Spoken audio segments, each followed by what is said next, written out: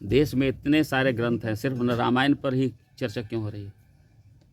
रामायण पर चर्चा होने का मूल कारण है, ये क्वेश्चन चंद्रशेखर जी से भी पूछा गया था कि आप ये पहले मुद्दा क्यों नहीं उठाए। उन्होंने जवाब दिया कि ये क्वेश्चन हमसे पटना यूनिवर्सिटी में नालंदा ओपन का जो कार्यक्रम चल रहा था उसमें पत्रकारों ने पूछा, उसके जवाब में हमने बोला। जब इन्होंने बोला तो ये मुद्दा विश्वव्यापी कहिए या देशव्यापी हो गया, पहले आप काहे नहीं बोले। तो चंद्रशेखर जी का यही जवाब था कि पत्रकार ने ही क्वेश्चन अभी हमसे किया है, इसलिए हम उनको इसका जवाब दिए हैं। रामायण से रिलेटेड जो जवाब है, उनका कहना था कि देखिए रामायण से हमको जो अपना आस्था मानता है मानते रहिए, रामायण से हमको कोई दिक्कत नहीं है, हम उस पर कोई कमेंट नहीं करना चाहते। लेकिन उसमें जो पंक्तियाँ लिखा हुआ है जो SC ST दलित माइनॉरिटी OBC के लिए जो विवादित है, उससे हम लोग मतलब हीन भावना हम लोग को ग्रसित होता है। जैसे क्षुद्र को लोग अर्थ तरह तरह का अर्थ है गूगल में खोज के बताने लगा, उनको इस तरह का पंक्तियों से आपत्ति उन्होंने जताया है और उस पंक्तियों को निकालने के मांग किया। जब संविधान में 105 संशोधन हो सकता है तो इस तरह का किताब ग्रंथ में संशोधन क्यों नहीं हो सकता, उनका कहना यही था। उन्होंने रामायण का खुलकर विरोध नहीं किया था, कहा था कि जिनको आस्था है वो अपना रामायण पढ़े लिखे, उससे हमको कोई आपत्ति नहीं है। लेकिन इसमें जो आपत्तियां भरी दोहे हैं, श्लोक हैं, इस पर विचार होनी चाहिए और इसको हटना चाहिए, जिससे क्षुद्रों का अपमान हो रहा है, नारियों का अपमान हो रहा है। सीधा लिख दिया कि उसमें सारी नारियाँ, उस नारी में तो ये भी नहीं लिखा है कि माने बैकवर्ड का नारी, हरिजन का नारी, दलित का नारी, सारे नारियों का माने तुलसीदास ने कहा कि ये गलत माने ये नारी जो होती है दूषित होती है।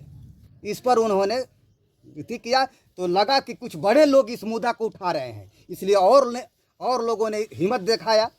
देश में बड़े लोगों का मतलब है कि ये किसी एक बड़े स्टेट का शिक्षा मंत्री हैं, अपने एसोसिएट प्रोफेसर हैं, पढ़े लिखे हैं, तो लोगों को लगा कि जब इतने बड़े लोग मुद्दा उठा रहे हैं तो उसको बढ़िया से सुनना चाहिए, समझना चाहिए। लोग और हिम्मत जुटाया और लोगों ने मुद्दा उठाया, जैसे मौर्या जी ने उठाया, तमिलनाडु में एक विधायक है, भूल रहे हैं नाम, फिर राजस्थान में और भी बहुत सा, दिल्ली में जो दलित चिंतक हैं उन्होंने इस सब पर बहुत बड़े पैमाने पर मुद्दा उठाया है।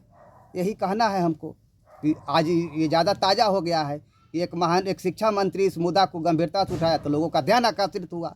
हालांकि पहले भी मुद्दा उठते रहता था, लेकिन छोटे मोटे कोई मीटिंग सीटिंग में कोई छोटा आदमी बोल दिया तो उस पर मीडिया का भी ध्यान नहीं जाता था और कोई उतना नहीं बन पाता था। लेकिन इस बार बना है तो लगता है कि ऊपर तक जाएगा, हमको जो समझ में आ रहा है। अयोध्या के महंत जी जो बोले हैं उस पर आपका क्या विचार? अयोध्या के महंत जी जो बोले उस पर कड़ा आपत्ति मेरा है। अयोध्या का महंत से पूछना चाहता हूं कि तुम कितने पढ़े लिखे हो, किस यूनिवर्सिटी से पढ़कर आए हो। ढोंगी महंत बनने के लिए तो कोई डिग्री की जरूरत नहीं है, वो बेचारे प्रोफेसर हैं तो जरूर पढ़े लिखे होंगे तबे प्रोफेसर बने यूनिवर्सिटी में। योग्य है, उनको बार बार जनता जिता कर मधेपुरा से भेज रही है, 6 बार का विधायक है। योग्य समझा गया तो नीतीश कोई भी सरकार उनको शिक्षा मंत्री बनाया। जब वो कोई पंक्ति पर आपत्ति कर रहे हैं तो तुम उनको जीभा काटने की औकात तुम्हारी कहाँ से हो गई। इस पर हम सब बैकवर्ड दलित शोषितों का बहुत ही आक्रोश है। वो तो बात बना रहा है, वो आएगा नहीं जीभ काटने, लेकिन जो मीडिया में चल रहा है उस पर बहुत माने एक वकील को, मैं एक वकील के हैसियत से भी बोल रहा हूँ कि वकील से तो ज़्यादा वो नहीं पढ़ा लिखा होगा। मैं भी MSc LLB किया हूँ।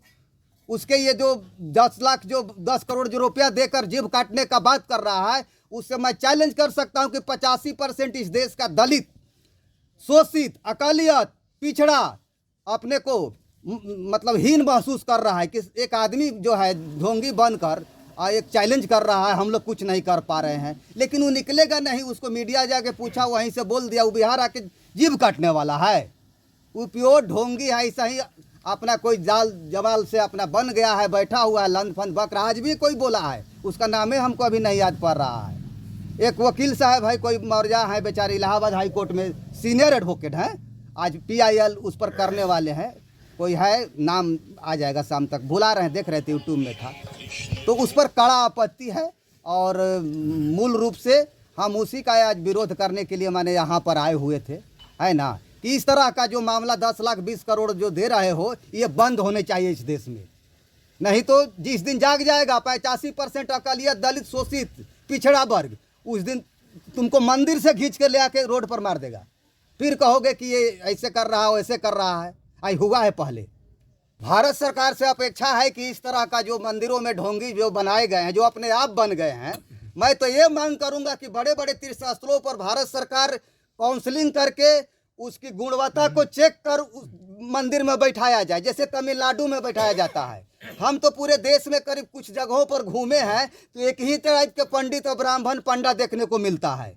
गया में जैसा पंडा है वैसा विंध्याचल में भी पंडा देखे, वैसा ही कनवाली पहने, गोरनार कुर्ता पैजामा।